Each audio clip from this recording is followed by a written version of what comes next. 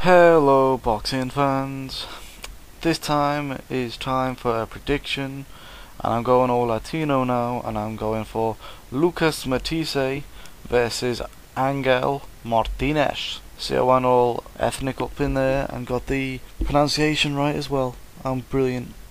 Anyway, Lucas Matthysse won 29-27 by way of knockout, lost only 2 and drawn none. 32 fight record, and both of those losses are very, very controversial. So, moving on to what I think about Matthysse. People have the idea that Matthysse is a come forward slugger, a huge hitter who looks for the big bombs, very similar to Marcus Maidana. However, when you look at this guy and watch him fight, nothing can be further from the truth. By the way, I've just missed something out totally. Don't forget to put your prediction in the comment section. You get a shout out on the post fight video. So anyway, back to it. This guy is actually more of a technical puncher, and I would say if you had to compare him to someone, I would say compare him to Brandon Rios, who's more of a technical puncher instead of a brawler like Marcus Maidana. The thing is, he's obviously got the same type of name as Maidana. It's starts with an M, and they're from the same place as in Argentina, so they get branded together, unfortunately. So yeah, this guy's got more of a systematic way of putting his punches together and then therefore putting his opponents away, and that's why he's found it a lot easier at these different levels of putting his opponents away, unlike Marcus Maidana, who seems to be a bit one-dimensional at times. And this can be seen through contrasting performances. This is Marcus Maidana and Matthysse against people such as Chop Chop Corley. Chop Chop. So getting into this, how did they do? Marcus didn't do very well against Chop Chop.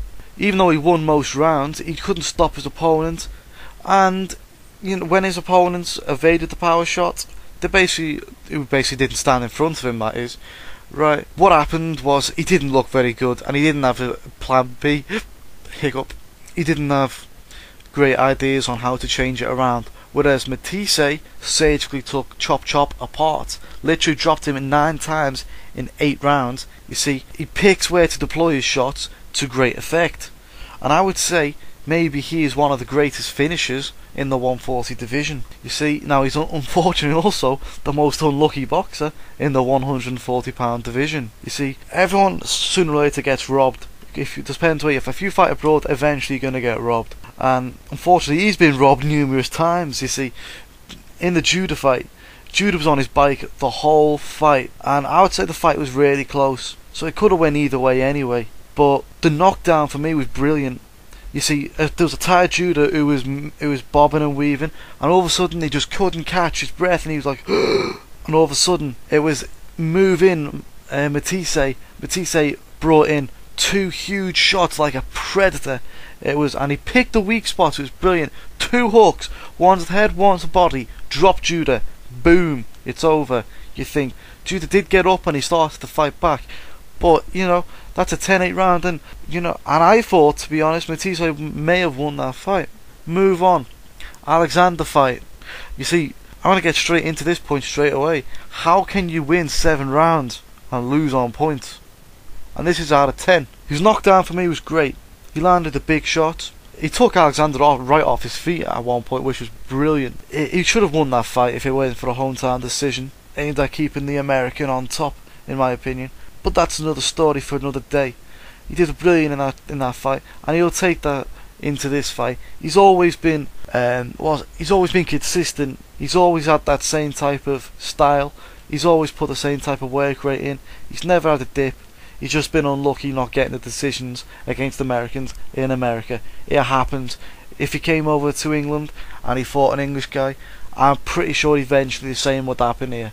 It happens everywhere, doesn't it? So moving on to his opponent, Archangel Martinez. That's his name. Brilliant name. I just think he's a baby in this sport at the age of 20.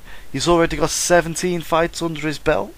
He drew his last fight and was knocked out in the fight before that. So he's not really here to win anything, I don't think, no. I think he's here for the paycheck. He's never fought anyone of note. This is his first time going to Argentina, first time leaving Mexico. He's going to get the paycheck. So that's all I'm going to say on him, other than his name is Archangel Martinez. That is brilliant.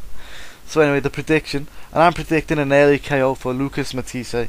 You see, experience at the top level will be so much that Martinez will just not have. He will not have anything for that. He could have the speed, he could have the power, which he doesn't have. But that experience will bring Matthysse straight through this fight. He's a good general boxer. He's got the power. He's pretty much got everything over Martinez. Martinez is probably going to walk in there and realise he's got a huge job on his hand. He's in Argentina, fighting against an Argentinian. You know, they want his blood. He's going to end up spilling it. What do I think is going to happen? I think he's going to get frimponged. Absolutely frimponged. Maybe the first round.